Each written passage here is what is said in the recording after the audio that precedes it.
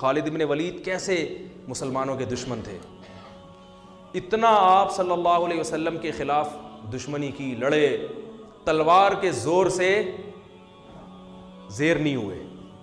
آپ صلی اللہ علیہ وسلم جانتے تھے خالد بن ولید بڑا غیرت والا آدمی ہے، 70 صحابہ کو خالد بن ولید نے قتل کروایا ہے غزوہ احد میں، اسلام دشمنی میں، لیکن آپ صلی اللہ علیہ وسلم کی بصیرت دیکھو، یہ نہیں کہ ان کو بس کسی طرح مار دو، انہوں نے 70 افراد کو شہید کروایا، نہ نہ، آپ صلی اللہ علیہ وسلم جانتے تھے غیرت مند ہے تبھی تو لڑ رہا ہے، غیرت کا غلط استعمال میں لڑ رہا ہے، لیکن یہ ان کو یہ کنفیوژن ہے کہ یہ صحیح ہیں اور ہم کیا ہیں، غلط ہیں، یہ سمجھ رہے ہیں ہم نے ان کے باپ دادا کے دین پہ حملہ کیا ہے، حالانکہ اصل ان کے باپ دادا کا دین وہی ہے جو ہم پیش کر رہے ہیں، جہالت ہے، غلطی ہے، کسی طرح ان کو زیر کرو۔ ایسا غیرت مند آدمی اگر ہمیں مل گیا تو کس کے لیے کام کرے گا؟ جو ہمارے مخلص لڑاکا اللہ کے لیے لڑنے والے 70 کو شہید کر سکتا ہے، وہ اسلام دشمن جو اللہ کے لیے نہیں لڑتے ان کا کیا کرے گا؟ تو آپ صلی اللہ علیہ وسلم نے کیسی بہترین تدبیر کی کہ صلح حدیبیہ کے بعد آپ صلی اللہ علیہ وسلم نے جب خالد بن ولید لڑنے کے لیے آ رہے تھے تو صلح حدیبیہ ہوئی تو چلے گئے، پیغام بھیجا کہ خالد بن ولید کو جا کے بتاؤ کہ نبی نے پیغام بھیجا ہے کہ تمہارے جیسا سمجھدار اور ذہین آدمی اب تک اس کی سمجھ میں اسلام نہیں آ رہا، یہ بات ہماری سمجھ میں نہیں آ رہی، او کما قال صلی اللہ علیہ وسلم، اتنا ذہین آدمی ہو کہ اسلام نہیں سمجھ میں آ رہا۔ تو خالد بن ولید نے جب یہ سنا فوراً متاثر ہوئے، انسان اپنی تعریف سن کے خوش ہوتا ہے، عزت دار لوگ جو ہے نا وہ پیشانی سے پکڑ کے گالیاں دے کے نہیں لین پہ آتے ہیں، وہ عزت دار آدمی آپ اس کو اچھے الفاظ سے دین کی طرف بلاؤ گے تو وہ آ جائے گا۔ قادیانی بھی اگر دین پہ لانا چاہتے ہو نا اور وہ اس میں آپ کو نظر آتا ہے کچھ تو پھر آپ کو اس سے بہت محبت سے بات کرنی پڑے گی، یہ نہیں جا کے ایک صاحب گئے نا ایک قادیانی کو دعوت دینے کے لیے، ارے کتے جیسی تیری شکل ہے، اس طرح کی بات مجھے اچھا نہیں لگ رہا ممبر پہ بات کرنا، کتے جیسی تیری شکل، تو تبلیغ کرنے جا رہا ہے، کیا کرنے جا رہا ہے بھائی، اس کو وہ آئے گا۔ تو خالد بن ولید کا دل کیا ہو گیا؟ نرم، میں نے کہا غور کرو، تلوار سے نہیں، آرام سے، لڑائی سے ہمیں زیر، اس کا مطلب بزدل ہم ڈر گئے، نہ نہ نہ، آرام سے۔ تو خالد بن ولید آئے اور اسلام قبول کیا، اور پھر آپ صلی اللہ علیہ وسلم نے کہاں بھیجا ان کو؟ غزوہ موتا میں۔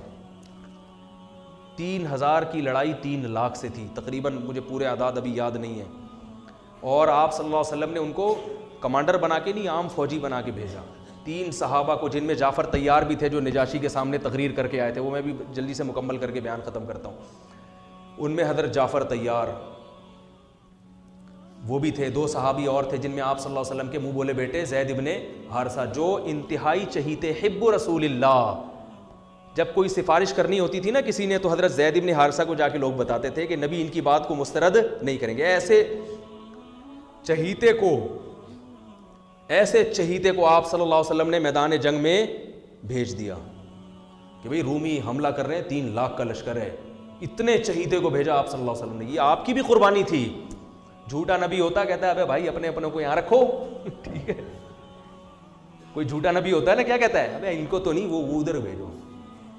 تبھی آپ دیکھ لیں آج کل جو سیٹ اپ چل رہا ہے نا، چھوڑو ابھی میں زیادہ آگے نہیں جاؤں گا، آج کل جو عجیب سا سیٹ اپ چل رہا ہے، اپنے یہاں دوسرے وہاں، تو ایسا سیٹ اپ چل رہا ہے آج کل۔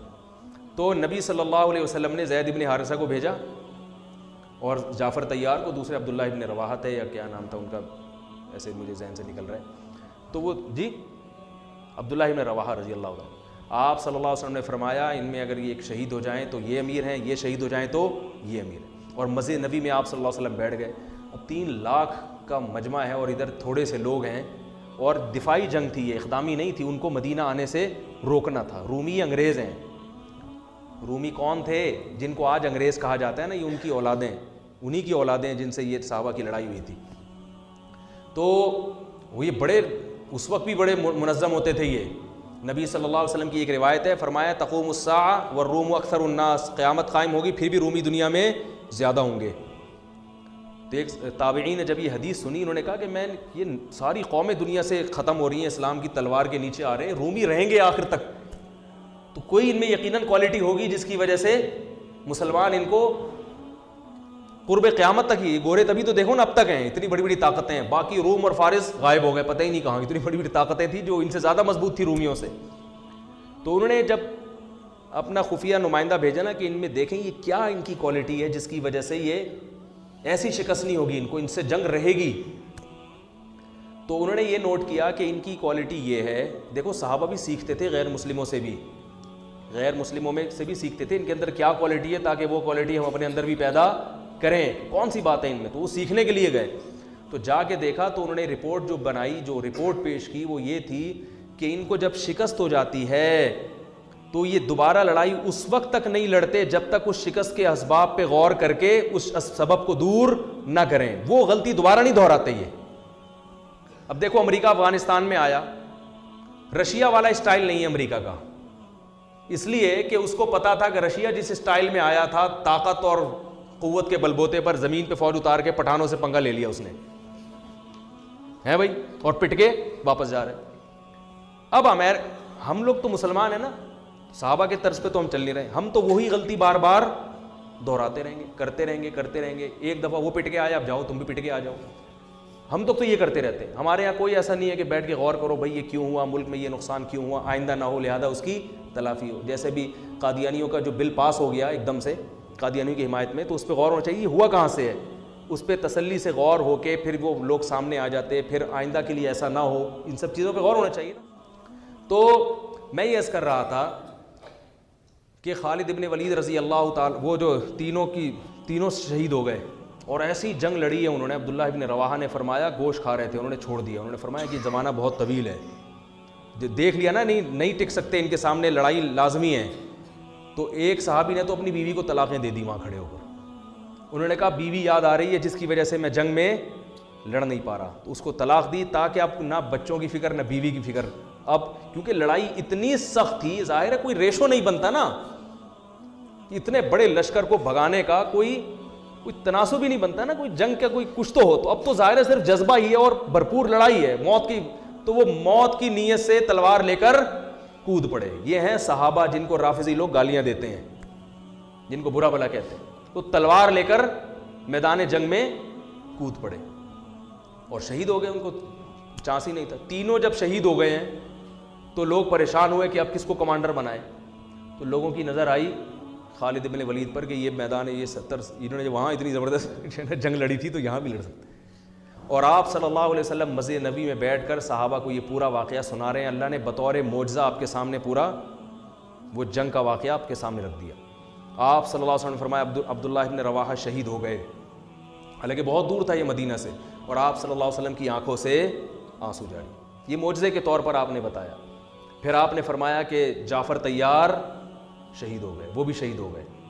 انہوں نے جھنڈا ہاتھ میں لیا اور وہ بھی شہید ہو گئے. اور آپ صلی اللہ علیہ وسلم کی آنکھوں سے جعفر طیار تو بہت زیادہ چہیتے تھے نبی صلی اللہ علیہ وسلم کو. حضرت علی کے بعد سب سے بڑا مقام اہل بیت میں حضرت جعفر طیار رضی اللہ تعالیٰ عنہ کا سمجھا جاتا تھا. تو آپ صلی اللہ علیہ وسلم نے صحابی کو خبر دی کہ جاؤ ان کی 4 بیویاں ہیں، ان کو جا کے اطلاع دو کہ وہ شہید ہو گئے ہیں. پھر ان کے بچوں کے سر پہ ان کے چھوٹے چھوٹے یتیم بچے تھے حضرت جعفر طیار کے، ان کے سر پہ آپ صلی اللہ علیہ وسلم نے پیار کیا. اور آپ صلی اللہ علیہ وسلم ان بچوں کا پھر بہت خیال کیا کرتے تھے. تو وہ عورتوں کے رونے کی آواز آئی، بڑا دلچسپ واقعہ ہے. پھر آپ صلی اللہ علیہ وسلم نے منع کیا کہ ان عورتوں کو کہو کہ اپنی آوازیں پست کریں، گھر کی 4 دیواری سے آواز ان کی باہر نہ نکلے. بڑے خوبصورت جوان تھے حضرت جعفر طیار اور نبی کے چہیتے تھے. اور غزوہ بدر میں حضرت جعفر طیار کی بڑی قربانیاں تھیں. جب یہ آیا ہے نا کافروں کا لشکر بدر میں سامنے، اور کافروں کے سردار آئے کہ حل میں مبارز کوئی ہے ہم سے لڑنے والا، یعنی پہلے ہم سے لڑے پھر ہم دونوں میں سے کوئی قتل ہوگا تو پھر جنگ شروع ہوگی. ایسے بھی تھے. تو ادھر سے کون آئے؟ پہلے کچھ انصاری صحابی آئے. تو وہ جو ولید ابن عقبہ تھا نا، ولید ابن عتبہ، اس نے کہا نہ ہمیں اپنے جیسا چاہیے. ہمیں کیسا چاہیے؟ قریشی سردار ہونا چاہیے جو میرے مقابلے میں آئے، پھر لڑائی کا مزہ آئے. یہ وہ بہادری ہے جو کس میں تھی؟ بولو نا بھائی، عربوں میں. تو ادھر سے پھر حضرت علی آئے، حضرت جعفر طیار آئے، حضرت حمزہ آئے. ادھر سے بھی 3 آدمی ادھر سے بھی 3. تو اس نے کہا نام اکفاؤنا، ہاں یہ ہیں ہماری قوم کے، ہمارے جیسے شیر ہیں، بہادر ہیں، لڑنا جانتے ہیں، ان سے لڑائی میں مزہ آئے گا. اور پٹ گئے تینوں. تینوں کیا ہو گئے؟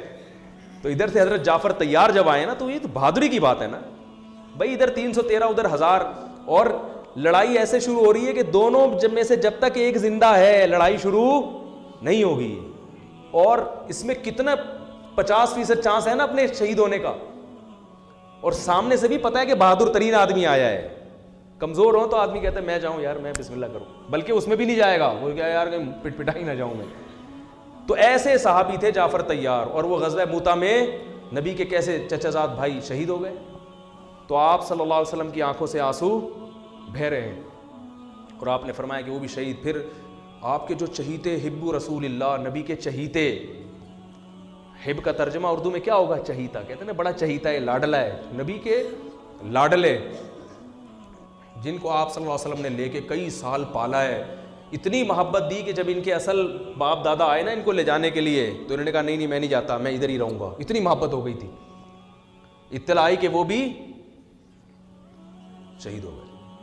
تو اب آپ صلی اللہ علیہ وسلم نے فرمایا قد اخذ الرایۃ سیف من سیوف اللہ, اللہ کی تلواروں میں سے ایک تلوار نے جھنڈا ہاتھ میں لے لیا. اس میں اشارہ تھا کہ اب یہ تلوار ٹوٹے گی نہیں, کیونکہ یہ کس کی تلوار ہے؟ اللہ کی. اسی وجہ سے کہا جاتا ہے کہ خالد ابن ولید, حضرت خالد ابن ولید خود بتاتے ہیں کہ میں گھمسان کی جنگوں میں لڑا ہوں شہادت حاصل کرنے کے لیے, مگر کس پر میری موت واقع ہو رہی ہے؟ بستر پہ رو رہے تھے. فرمایا کوئی ایسی جگہ میں نے چھوڑی نہیں ہے جہاں مجھے شہادت نظر آئی ہو اور میں گھسا نہ ہوں اس میں لڑتے ہوئے, مگر موت کہاں آ رہی ہے؟ بستر پہ. علماء نے اس کی وجہ بیان کی ہے کہ جس کو اللہ کے نبی نے اللہ کی تلوار کہہ دیا ہو تو یہ اشارہ ہے کہ اس کو شہادت نہیں مل سکتی, کیونکہ شہادت کا مطلب کافروں کے ہاتھوں قتل, اور کافر نے اللہ کی تلوار کو توڑ دیا, تو یہ نبی کی بات کیا ہو جاتی؟ غلط.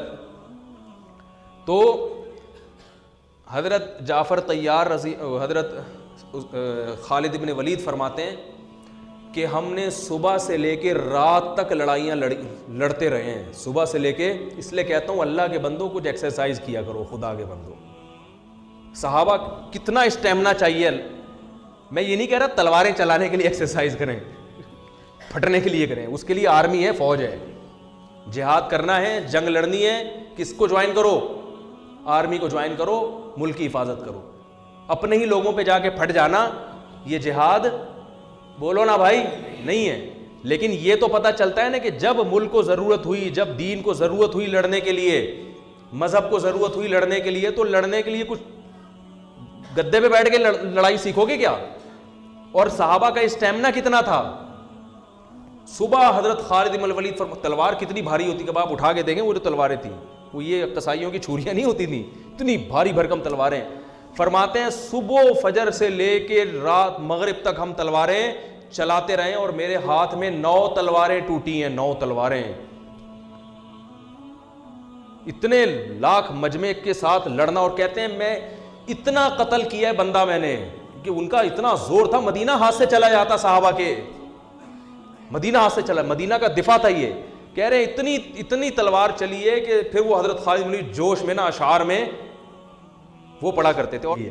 تو 9 تلواریں ٹوٹی ہیں, 9 تلواریں چلا چلا کے, تلواروں سے تلواریں مار مار کے ٹوٹی ہیں, پھر دوسری تلوار لیتے تھے. اور کہتے ہیں ہم پھر شاعری میں اپنی بہادری کے واقعہ بیان کرتے تھے کہ ہم نے جنگ کے موقع پر یا اس طرح تحدیث بن نعمت کے طور پر, یہ بہادری بیان کرنا غلط نہیں ہے, تو بتاتے تھے ہم نے کھوپڑیوں کے مینار بنا دیے, کیونکہ 3 لاکھ سے مقابلہ اتنا قتل ہوا ہے, پھر وہ دشمن